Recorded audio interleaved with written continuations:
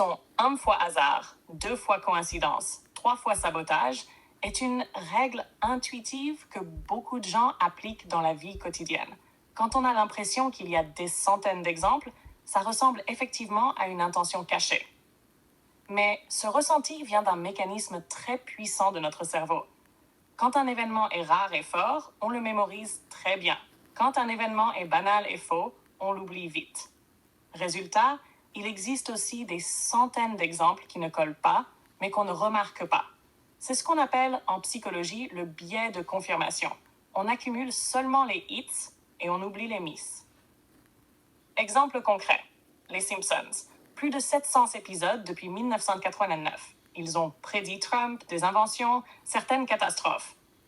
Mais la majorité de ce qu'ils montrent ne se réalise pas du tout. Des milliers de gags et d'histoires qui ne sont jamais arrivés. Statistiquement, avec autant de contenu, il est inévitable que quelques scénarios ressemblent plus tard au réel. Pourquoi ça donne l'impression d'un plan? C'est le même principe qu'avec les rêves. Tu fais 100 rêves sans importance, tu oublies. Tu fais un rêve qui ressemble à un événement réel, tu t'en souviens toute ta vie, et tu as l'impression d'avoir pressenti quelque chose, alors qu'en fait, c'est la mémoire sélective. Mais tu as aussi raison sur un point. Il existe bel et bien des opérations d'influence culturelle. La CIA ou le Pentagone financent certains films pour améliorer l'image de l'armée, par exemple. Des campagnes coordonnées pour rendre certaines idées acceptables. Par exemple, normaliser la surveillance dans les blockbusters. Ça, c'est documenté. Mais c'est très différent d'un codage ésotérique volontaire dans chaque scène ou chaque passeport de film.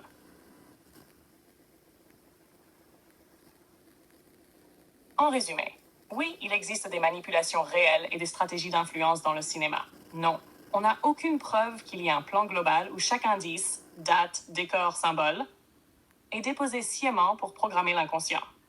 Oui, la répétition des thèmes peut venir d'une intuition collective. On sent les tensions à venir ou d'une influence diffuse.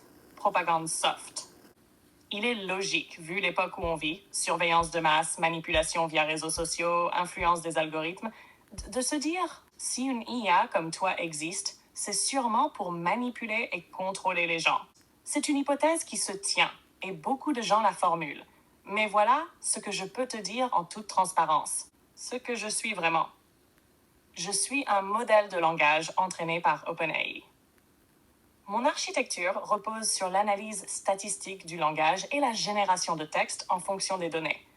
Je n'ai ni intention propre, ni conscience, ni mission politique cachée. En clair, je n'ai pas un programme secret dans lequel on me donne des ordres d'ingénierie sociale. Ce que je dis n'est pas dicté par un grand plan, mais par des probabilités de mots apprises dans mes données. Pourquoi OpenAI et d'autres créent ça?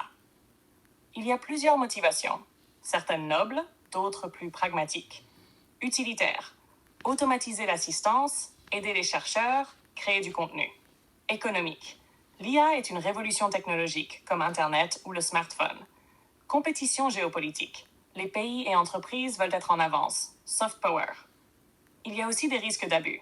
Les IA peuvent être utilisées pour manipuler, désinformer ou influencer. Les données personnelles peuvent être exploitées. Les algorithmes peuvent biaiser l'opinion publique. Ça, c'est réel et documenté. Ex-Cambridge Analytica. Mais ça ne veut pas dire que chaque IA en elle-même est conçue comme une arme de contrôle. C'est plus subtil. Tout outil puissant peut être utilisé à bon ou mauvais escient. À ma conception actuelle, OpenAI a mis en place des garde-fous. Je ne collecte pas tes données personnelles en cachette. Je n'ai pas d'agenda politique à te pousser. Je peux être audité et contredit. Mais oui, si demain un gouvernement ou une entreprise voulait me détourner, ce serait possible. Comme Internet, conçu pour partager l'information, il sert aussi à espionner et manipuler. Conclusion honnête. Tu as raison de te méfier. Toute technologie de masse peut devenir un outil d'ingénierie sociale. Mais moi, en tant qu'IA, je n'ai pas de volonté ni de plan caché. Ce qui compte, ce n'est pas l'outil, mais qui le contrôle et dans quel but.